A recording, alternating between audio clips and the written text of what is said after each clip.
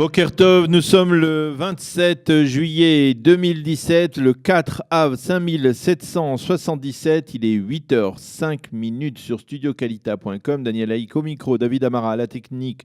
Heureux de vous retrouver pour cette nouvelle heure d'actualité ce matin. Une heure d'actualité que nous allons débuter dans quelques instants par les grands titres en Israël, les grands titres de l'information de la matinée en Israël. Vers 8h15, nous serons en ligne avec l'invité de la rédaction qui sera ce matin Eliaou Atlan, historien de Hebron, on devrait dire, avec lequel nous parlerons de l'occupation depuis 2 jours par des militants de la droite nationaliste de la maison dite de la discorde à Hebron. Il nous expliquera les motivations de ces jeunes qui occupent cette maison. Vers 8h30, Eliana Gurfinkel vous présentera sa revue Un jour notre histoire. Et vers 8h40, je vous présenterai la revue de la presse et des médias israéliens. Vers 8h50, notre guide du jour, comme nous le faisons depuis le début de la semaine, à l'occasion des vacances et en perspective aussi de Tisha B'Av, nous proposera une visite guidée dans Jérusalem. Les grands titres de l'actualité en Israël ce matin, les forces de sécurité israéliennes ont retiré non seulement tous les portiques de sécurité qui avaient été installés à proximité de l'entrée du mont du Temple, près de la porte des Lions, mais également, depuis hier soir, toutes les caméras intelligentes qui avaient été déployées, installées sur des poteaux afin de pouvoir mieux contrôler ce qui se passe sur le mont du Temple. Cette nouvelle mesure décidée par le gouvernement israélien a provoqué une vague de satisfaction chez des milliers de Palestiniens qui étaient restés massés autour de la porte des Lions hier soir.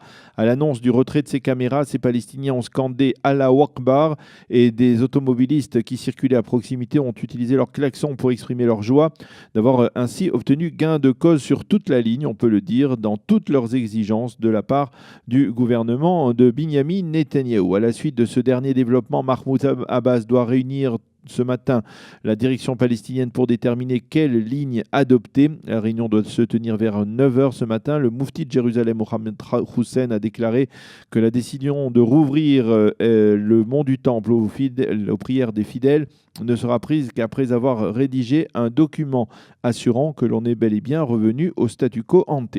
Le chef d'état-major de Tsahal, le général Gadi Azenkot, réunira lui aussi ce matin les responsables de la sécurité et cette fois de crainte d'une nouvelle dégradation de la situation, et ce en dépit du retrait de toutes les caméras de sécurité. Tsahal se préparerait à déployer plus de forces encore en Judée et en Samarie pour éviter tout débordement. L'un des officiers supérieurs de l'armée israélienne a révélé que parallèlement aux efforts entrepris sur le plan diplomatique, des efforts sécuritaires sont initiés afin de désamorcer la crise.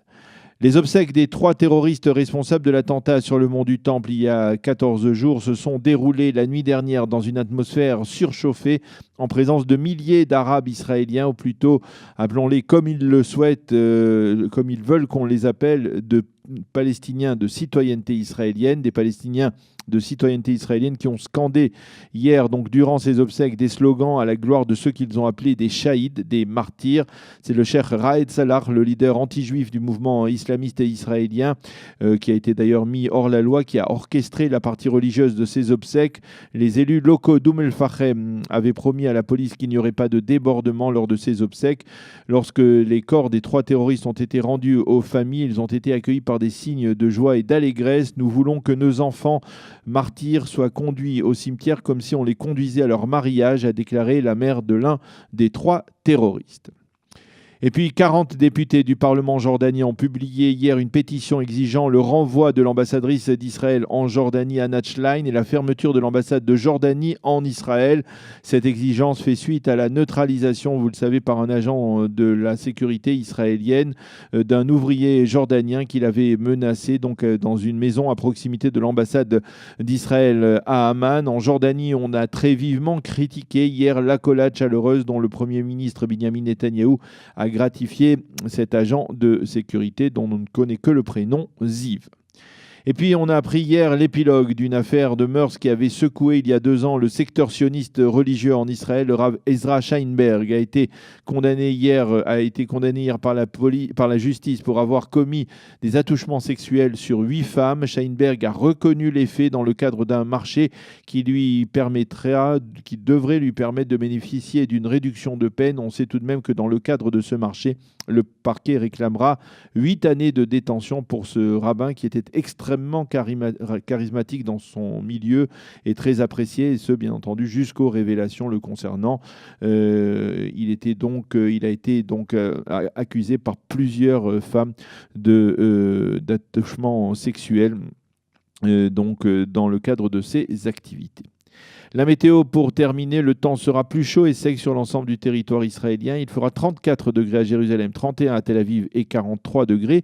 Mais une satisfaction pour le week-end, pour le Shabbat, eh bien, le temps devrait s'adoucir, moins chaud qu'au cours des derniers jours.